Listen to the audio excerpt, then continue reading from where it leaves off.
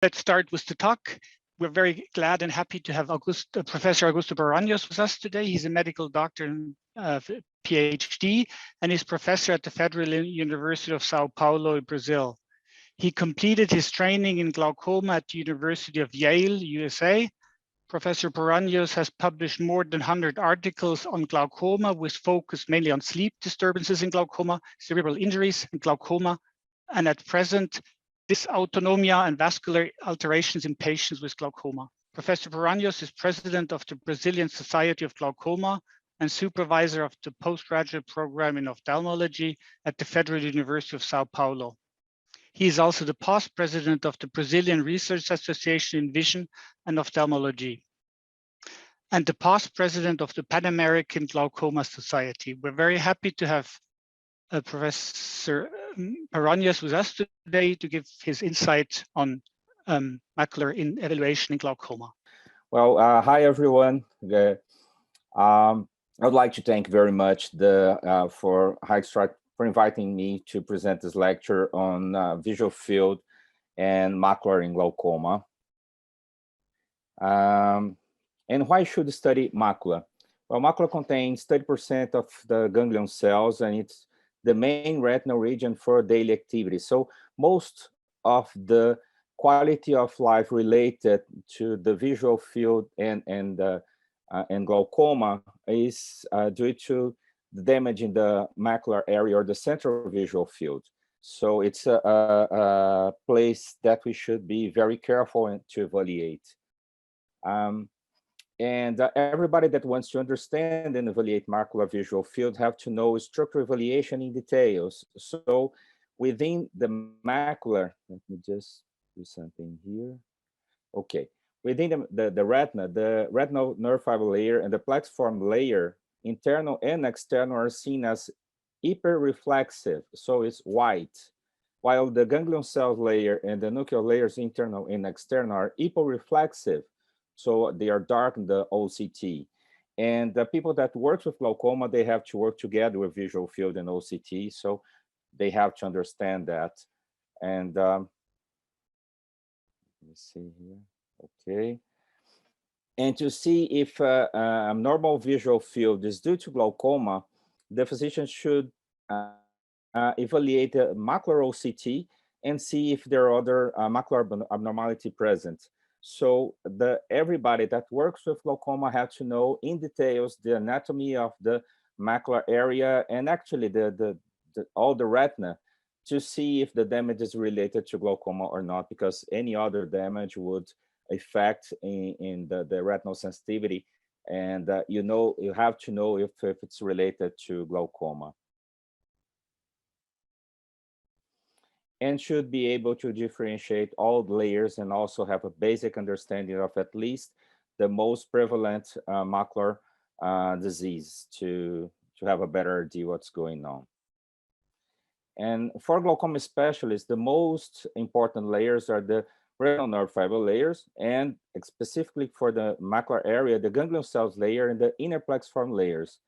And at the macular location, we have ganglion cells and inner plexiform layers analyzed together in the OCT. Now that we understand where we should look for damage, most of the glaucoma damage occurs either temporal superiorly or temporal inferiorly in the optic nerve. And Hood and co-authors developed a concept that is very interesting. It's the concept of or more vulnerable area. So the fibers that goes inferior temporal area in the optic disc comes mostly from the macular and are more likely to affect central vision. And the lesion that occurs superior temporal goes outside the macular and are more likely to produce inferior nasal step. And here you can see more clear the correspondence of what we see in the macular area and the correspondence in the optic nerve. So every patient, this is I'm going to tell many times today.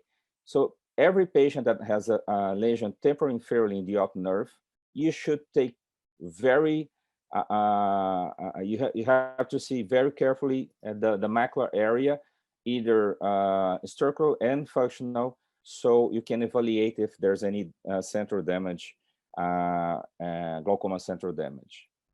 And this is a very interesting study from Kim and co-authors showing that the macular correspondence and its topography of the optic nerve.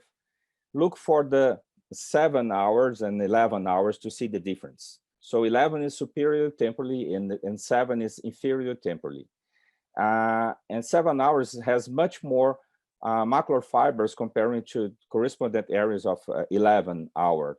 So when you see here, when the authors present a progression in the macular area and its association with the location of the optic nerve.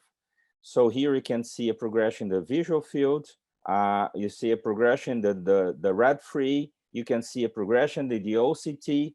But very interesting, the same paper, I took the image from the authors and see that you almost don't have any progression in the optic nerve. So for this, we have just considered that when you're evaluating a glaucoma patient, you have to join information. It's not one against the other. You have to see everything to see if it makes sense. So if it's progressing the OCT and it's progressing in the visual field, and you can see a progression in the nerve fiber layer by the red-free image, it's actually a progression. When you have a progression in the visual field with no progression in the OCT, sometimes you have to repeat the visual field to see if it's a really progression. So you join information, and it's very interesting to work this way. Now let's go for some basic research here. This is an histological image showing that the portion of the cone, let me see here, just a minute. This is showing the histological evaluation of the fovea and the macular. So what we call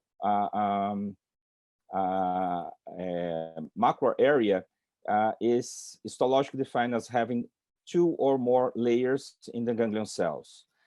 And let's move for this one here. This is more interesting to see. This is the position of the cone and the Henle fibers and this connection for the ganglion cells.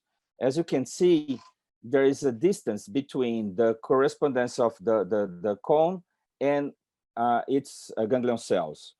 So the more central you are in the evaluation of the visual field, there is a displacement between the photoreceptor and the ganglion cells. And why this is important, let me show in this picture here. It's more easy to see. And you have a better idea how of the ganglion cells and its axon position related to the correspondent photoreceptor. So that the visual field stimulates the photoreceptor and the OCT measures the ganglion cells far from it. So when you look for that, you have a better understanding why sometimes when you're looking for a visual field, you do not see exactly the same damage in the OCT, because what you're seeing by the OCT is the ganglion cells. And what you're evaluating with the visual field is the photoreceptor. So this displacement is important to take in account.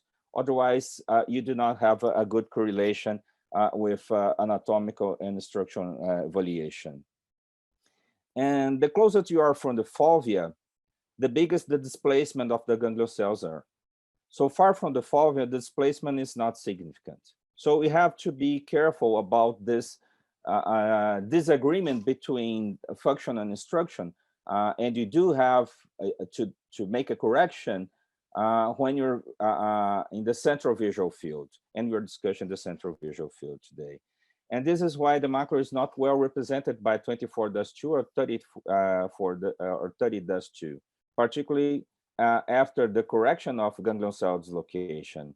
And as you can see here, the for the A image, it's 24-2 without the correction. And see the points that we have here is where you see the damage, you see 2 points tested. But when you do the correction, the points actually are far from the lesion that you see in the OCT. And that's why it's wrong to evaluate structure and function relationship without considering the ganglion cell dislocation. And when you do so, the correction is, it increases a lot, as you can see here. So you have to take this in account when you're evaluating clinically in your office, macular and in the OCT and the visual field. See that even the 10-2, when presented with the displacement correction, many of the points tested were outside the area that OCT evaluate as macular area. The advantage of the octopus macular pattern is that at the 4 central degrees, each point tested is only 1 degree apart from the other, different from the 10-2, that's 2 degrees apart from the other. So when you're looking for a damage in the macular, maybe the macular pattern is better than 10-2 because you're gonna focus on the central area, and the displacement would not affect that much, and you're gonna see if you have damage or a progression in the macular area. And here you can see, have a better idea of the importance of the ganglion cell displacement correction. As you can see, the point on the image C and its correspondence on the visual field without the correction. And when you do the correction for displacement, the correlation increases a lot. So this is a real thing that we should consider. And some OCT, this is interesting. Some OCT gives a very nice prediction of the visual field damage according to the structural damage using the Hood's model, where the correction for the ganglion cell displacement is taken into account. So I know two OCTs that do the correction, the prediction of what you should look for the visual field based on the OCT data. And we can do that every day and correlate structure and function in our patients, not just for research. And Roberti and co-authors compared the 24-2, the G pattern, and the 10-2 for central defects.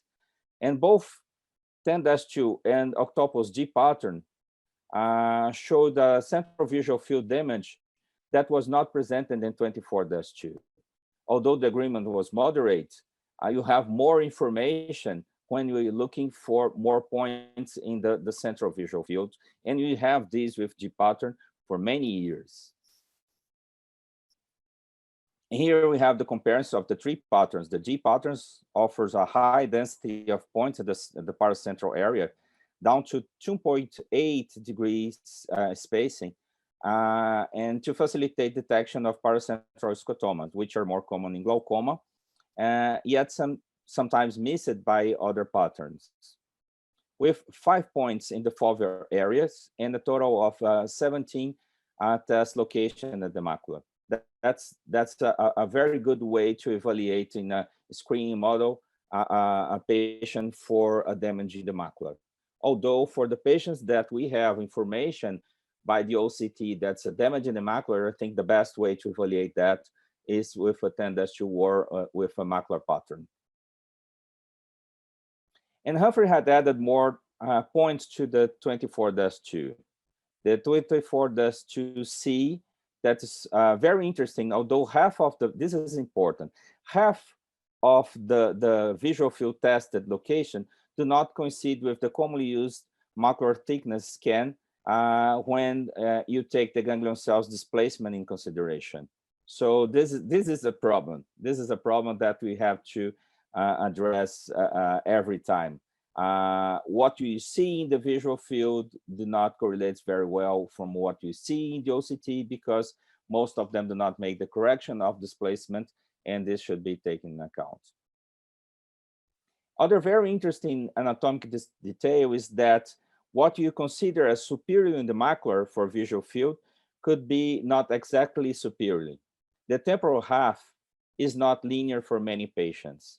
It's a flat V. asymmetry of the superior and inferior macular sensitivity could be an important parameter to study. We know that glaucoma is asymmetric between the eyes and asymmetric between the emiretinas and also asymmetric between the macular.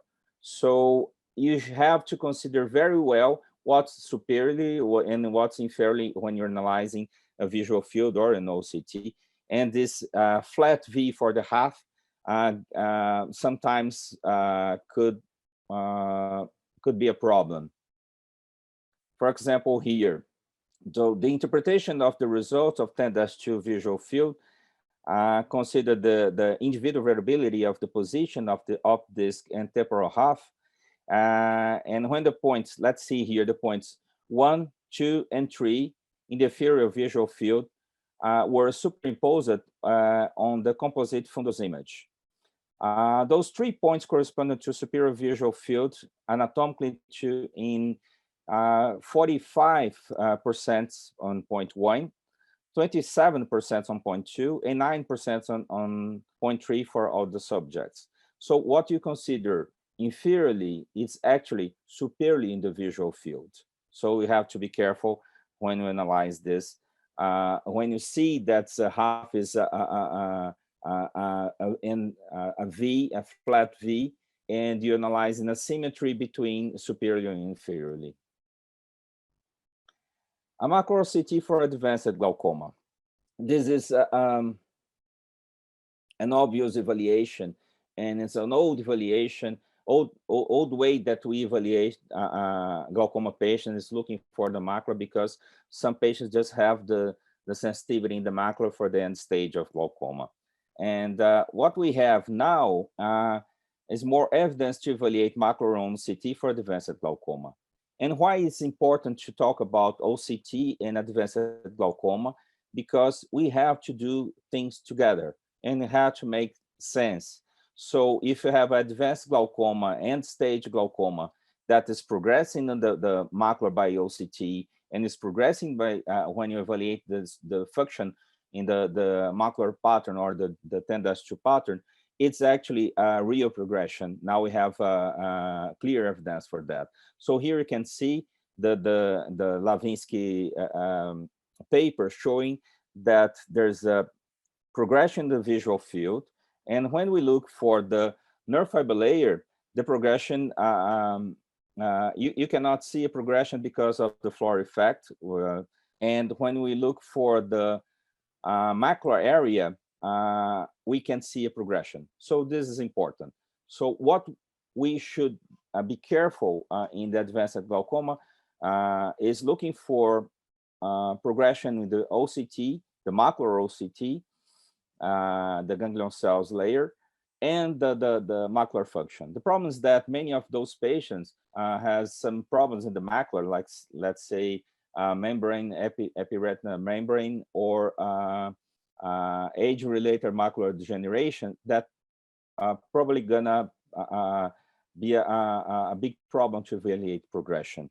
But if you don't have other macular disease, it's the best way to evaluate progression, comparing the evaluation from visual field and the macular on OCT.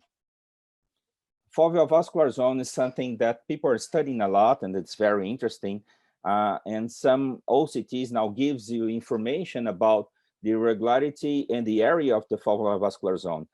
And what we have so far is that when the patient has a damage, a central visual field damage, we are more likely to have increase in the foveal avascular zone. Not just increase, but the increase in the irregularity of the foveal vascular zone. So here you can see a central defect and a nasal step. So it's the same amount of damage, but when you have a central defect, you have an increase in the foveal vascular zone. We do not change anything by looking for the foveal vascular zones so far, but it's interesting because it correlates very well with the MD and the OCT. So showing that as when you have if you are decreasing the nerve fiber layer and the ganglion cells layer, it would increase the foveal vascular zone. Macro evaluation with octopus, some clinical case, and now I'm going to show how I use in my daily base the evaluation for macula using the octopus visual field. And when to use the macular evaluation. This is very important for advanced glaucoma, as was the last slides. And for every patient that has inferotemporal damage, for every patient that has inferotemporal damage that you can see in a retinography, an OCT, or whatever, if it's inferotemporal, the damage, you should do a macular evaluation. And for every patient that has an OCT, macular damage, you should do central evaluation.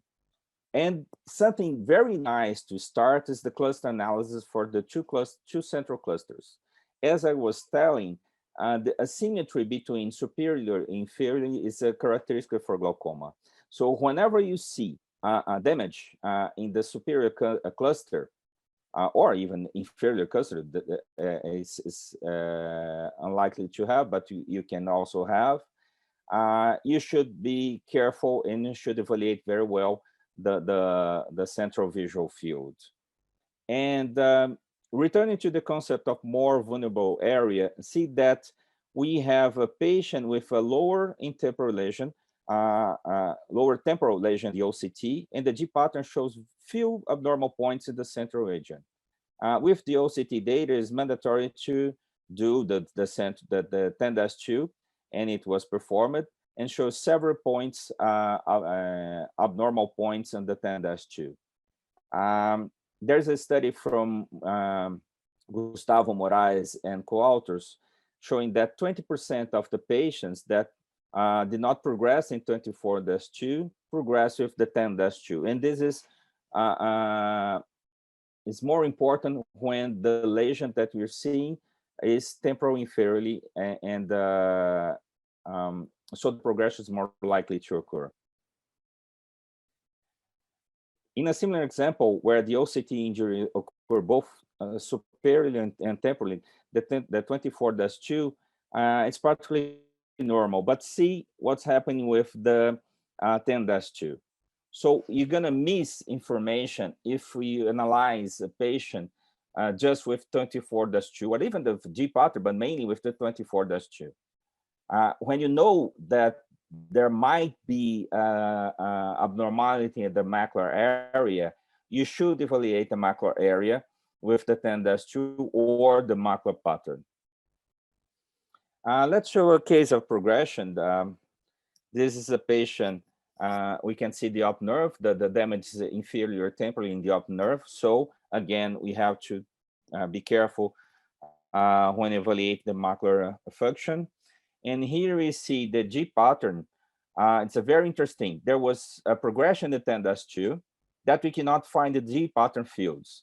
I have to be fair with the G pattern because we have just 3 exams of G pattern, and it could happen in the future, and many more information on 10-2 pattern, but it could happen. You can see a progression for 10-2 that we cannot find sometimes in the G pattern, and it's important to have both. That's why I like to use the top strategy for the octopus. I like that dynamics and I like the top, but with the top strategy, I can have both at the same day. So in the same morning, the patient do the G pattern and the 10-2. And if I see a progression for, let's say, the 10-2 for the left eye, so the last eye that I tested, I just asked for the patient to return in a second visit to start with the exam that has shown progression, and sometimes you exclude the fatigue effect when you're doing many exams in the same day. But most of the patients can do that very, very well. Visual field is always a problem with the amount of information, the quality of information. So I prefer to have information of the G pattern and the 10-2, so I'll be it's easier to have an idea if it's progressing or not. So having using a top strategy, for me, it's one of the best thing to join information. And here for this patient, we can see the progression in the inferior nerve fiber layer that was correlated to the progression that we saw on the 10-2 for those patients, for this patient. And here's a more clear evaluation showing the progression in the nerve fiber layer. Here's the progression in the nerve fiber layer. Inferior showing obvious progression that was presented by 10-2. And this is, again, it makes sense. So the patient is progressing the 10-2, is progressing the macular area, and is progressing the nerve fiber layer related to the macular area. So it has to make sense. So the quality of the information that we have for the visual field has to be as good as what we have for the OCT. So the quality of the exam for the OCT has to be very, very good. So the signal for the OCT and the quality of the information for the visual field. So if you have any problem with that, you have to repeat. And it's true for almost everything that we're doing in glaucoma. If to see if it's a really progression, you have to repeat exams and to confirm if it's a really progression or not. This is a different patient where the structure and function correlates seen by the Dunwood graphics had shown excellent correspondence and predict visual field standard. See here above here. See, this is what the prediction by the OCT using the Dunwood model. See the lesion here is inferior temporally here in the unfast OCT. And here is the visual field that we saw. And above here is the 10-2 that we performed for this patient, showing a good correlation between structure and function using the Dunwood prediction model for the visual field using an OCT.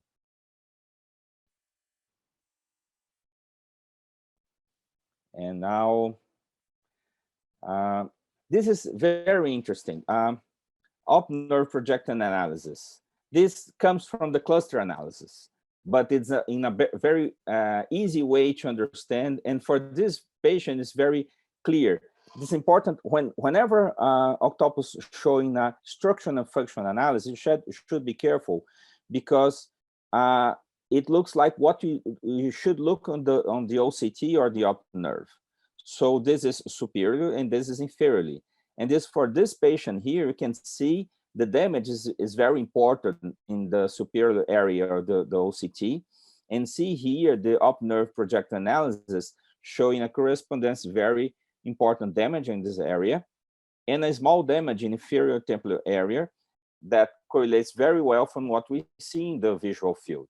So it's very nice to show for the patient. It's very nice for us to look for the OCT, to look everything together, to join information. And it comes from the cluster analysis. I think this is one of the most interesting things that the new software had added for our analysis.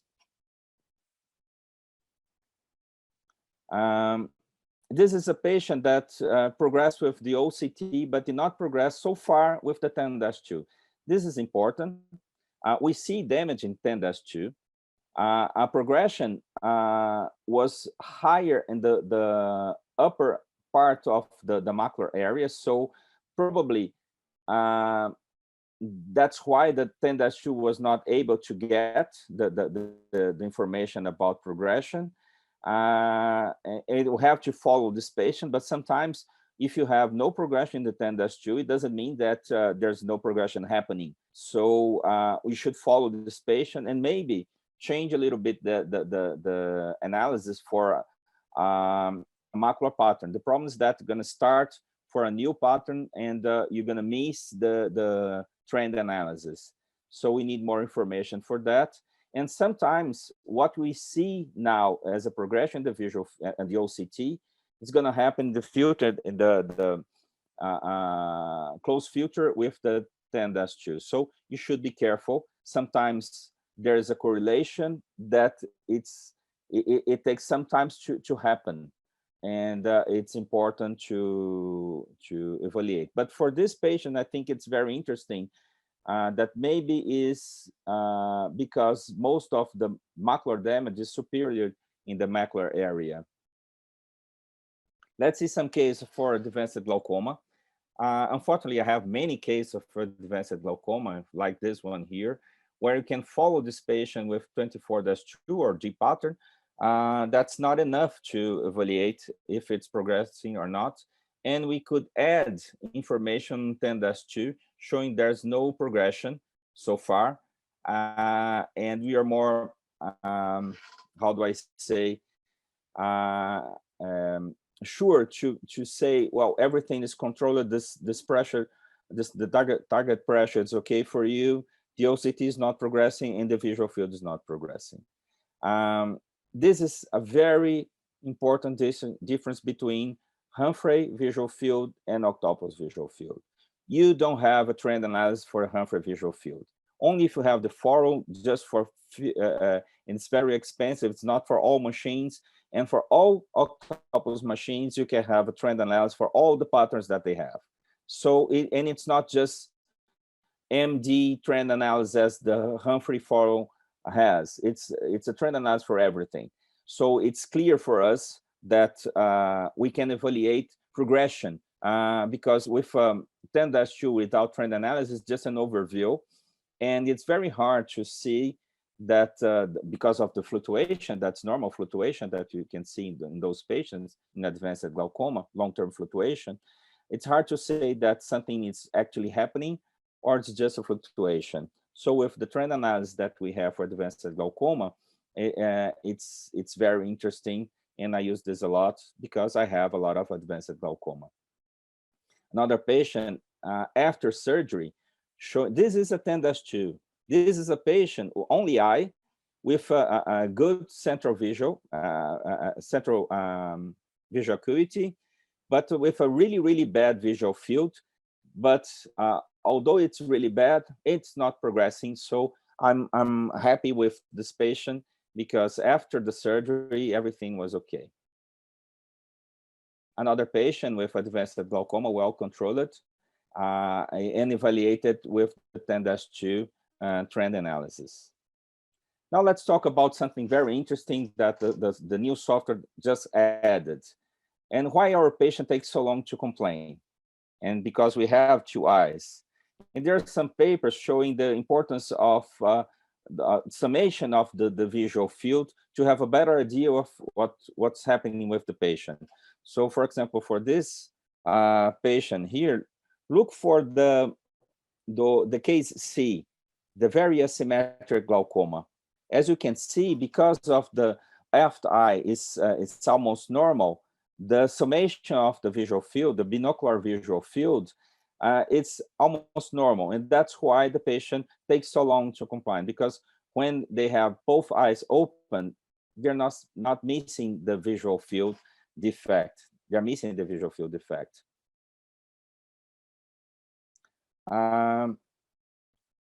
And we developed a study that we published in PLOS ONE in 2015, showing exactly this with functional resonance. And what we see is we performed the functional imaging using both eyes open at the same for the exam. And what we did find is that only when you have asymmetry, one eye is almost normal and the other eyes even advanced, there's no difference from the control.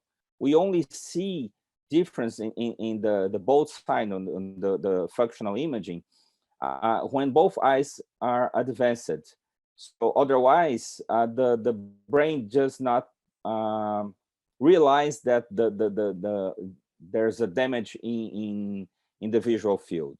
So again, the summation of the visual field is very important, and it correlates with the response from the brain when evaluating the functional neuroimaging comparing to the damage in the visual field. And this is new in the visual field. See here, it's a patient with a very advanced glaucoma in both eyes, but asymmetry in the macular evaluation of the left eye and the right eye. So when we join information for the summation of the visual field, we have a better, although it's a very small area of visual field, this is central visual field. This is not actually, this is a G pattern. But when you have the summation, you can understand why the patient can walk and have good vision, besides the amount of damage in the visual field. This is new. You can only have this with octopus, and it's very interesting to show the patient and to explain for their parents why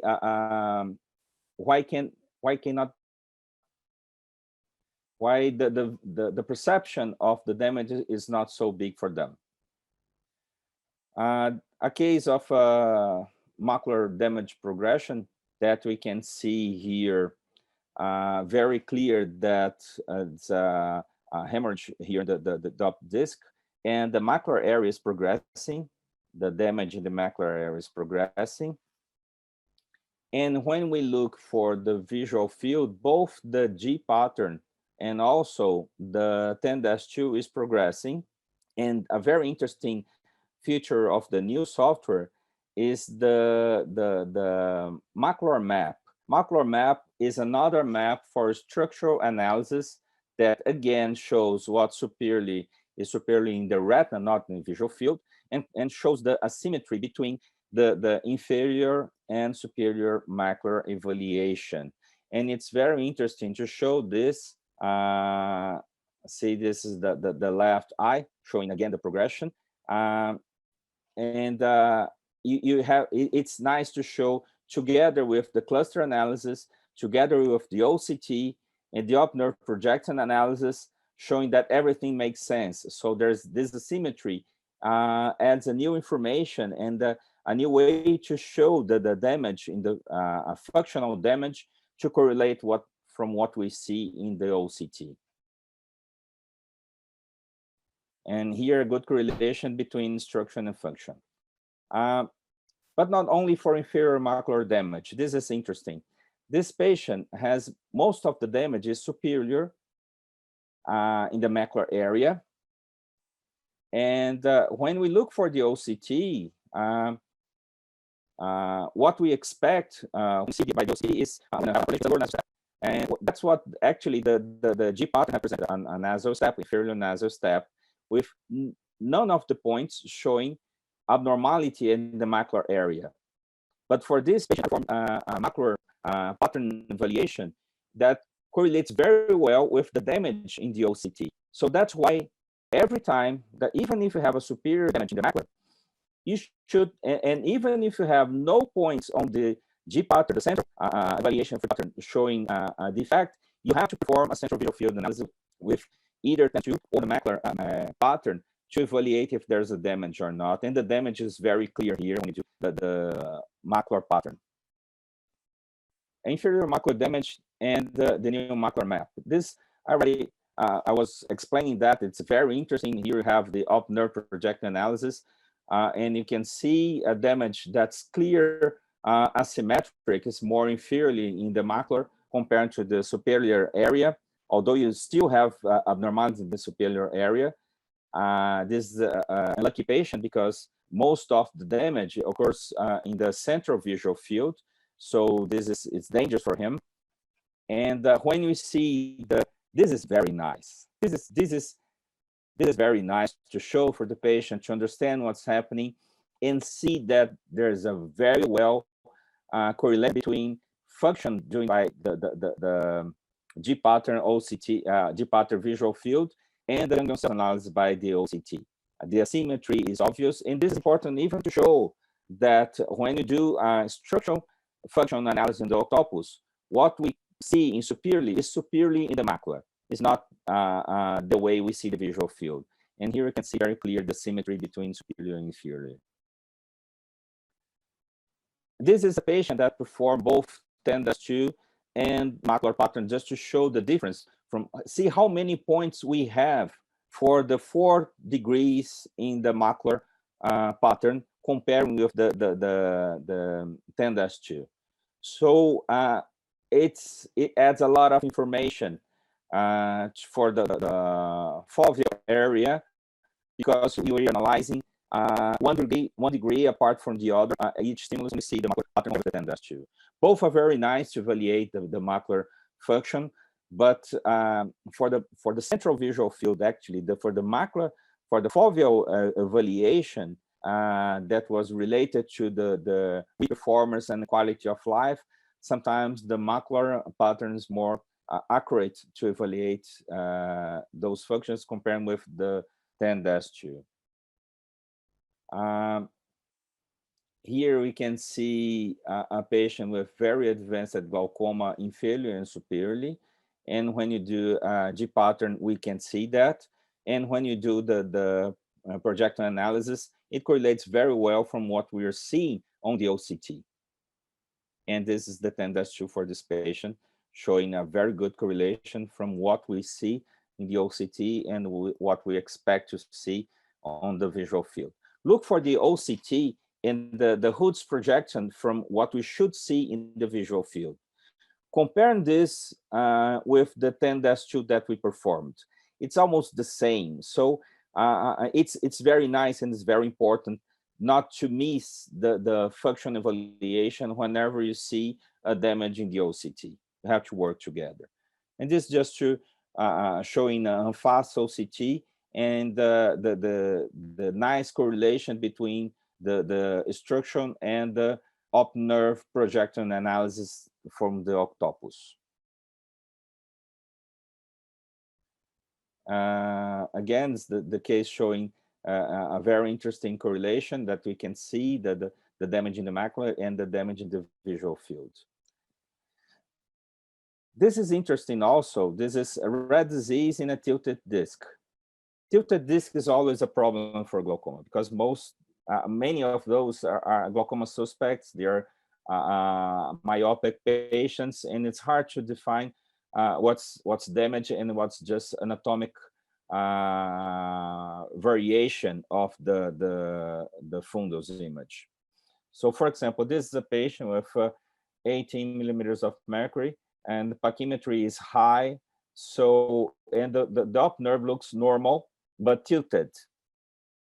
And when you do an OCT, although the sign was okay, there was a mirror effect on the OCT, and the quality of information, it's really, really bad. We cannot trust the information of the OCT for this patient. The same thing for the left eye.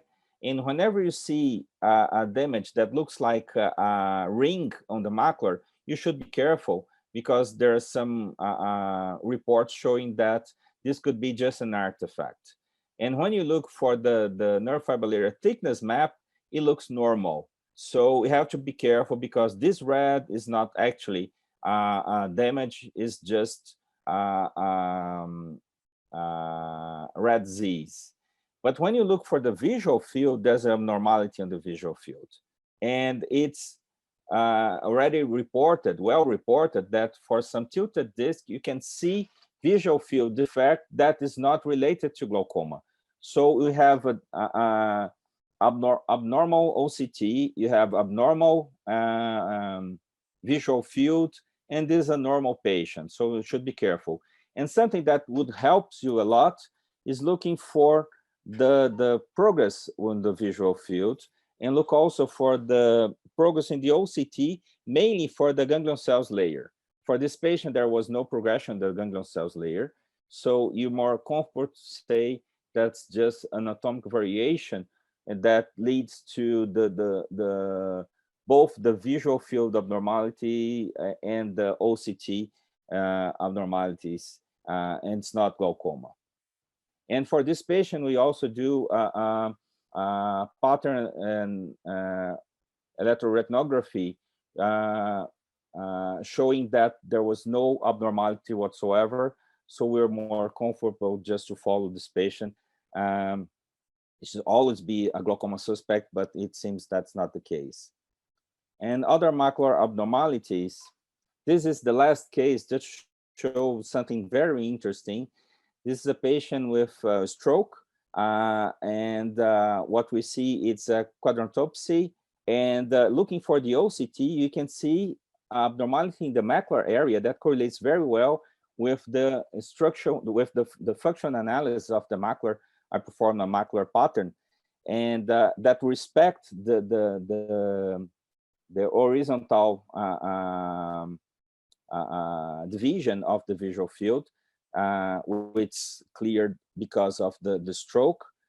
And here we can see the on fast, the abnormality is more important on the macular area, and the projection of the visual field by the OCT, and see the macular abnormality is very well represented here. And even the vascular abnormality that you can see, it's not glaucoma. I just choose this case to show how important it is to evaluate macular in many disease. And this is very interesting to correlate what we see in the OCT and what we see in even in the AOCT, and what we see in the macular evaluation. And it's a way to follow the patient for, although it not seems to progress, it's just a consequence of a stroke, but it correlates very well, and we can have a clear idea of what's happening in the macular structurally and what we can find functionally. So the take-home message for this lecture is the glaucoma specialist should understand the histology of the macular and its relation to glaucoma damage seen by the visual field. So he had to know visual field and OCT very well.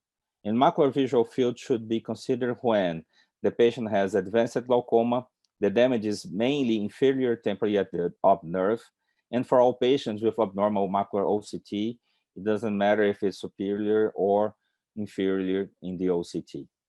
Well, that's it. Thank you very much. We now open for questions. Thank you very much. Are there any questions? Please place them in the questions answer feature of the Zoom environment. Otherwise, I do have a question from the audience that is pointing more in a more practical way in how do these findings, which at some times sound a little bit researchy, affect my clinical routine? Could you address this in a more practical way? Yeah, let's do this way.